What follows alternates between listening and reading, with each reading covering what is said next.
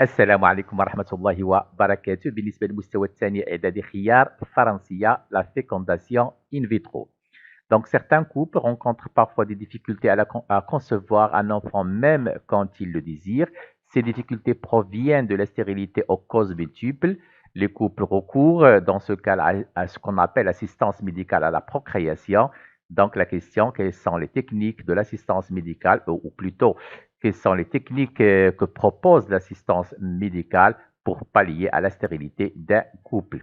Donc, on parle dans ce cas-là, cette technique, elle consiste à ce qu'on appelle la fécondation in vitro. On va découvrir les étapes de cette fécondation. Donc, l'assistance médicale reproduit au laboratoire les premières étapes du développement embryonnaire et se réalise hors de l'organisme. C'est pour cela qu'on l'appelle in vitro dans un milieu de culture approprié. La fécondation et la formation des premières étapes du développement qui ne peuvent pas se dérouler dans la trempe, le processus de ce qu'on appelle FIVET plutôt, je m'excuse, requiert une succession d'étapes sous contrôle médical avec des examens rigoureux de la femme. On va découvrir ces étapes.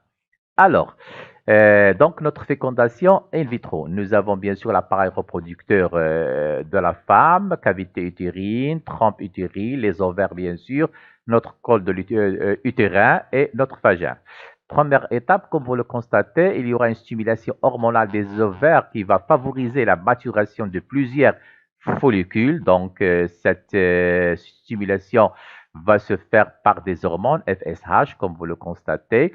Étape suivante, on va bien sûr passer, on va recueillir, comme vous le constatez, effectivement, le prélèvement plutôt s'effectue ce contrôle échographique. Effectivement, on va prélever un certain ensemble, bien sûr, d'ovules, des deux ovaires, bien sûr, comme vous le constatez.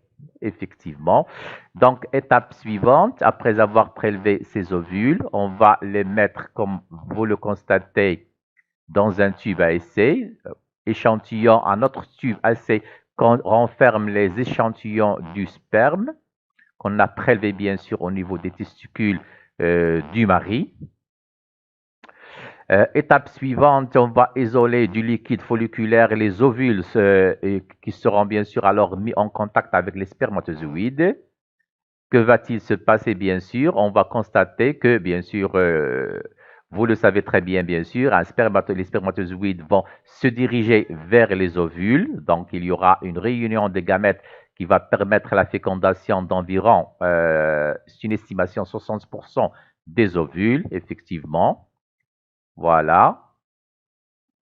Et il y a, comme vous le constatez aussi, pénétration du noyau du spermatozoïde qui va se diriger vers le noyau de l'ovule. Donc, il y aura fusion des deux noyaux, celui du spermatozoïde et celui de l'ovule.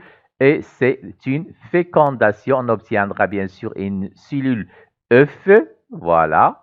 Dans le noyau, bien sûr, est constitué des deux noyaux, celui du spermatozoïde et celui d'un ovule.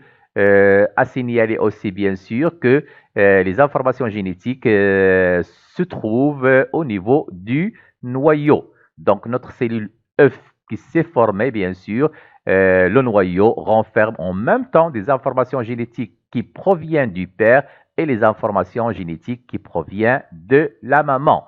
Donc, formation d'un embryon stade 2, puis stade 4, donc 2 cellules, 4 cellules, puis 8 cellules, et ainsi de suite.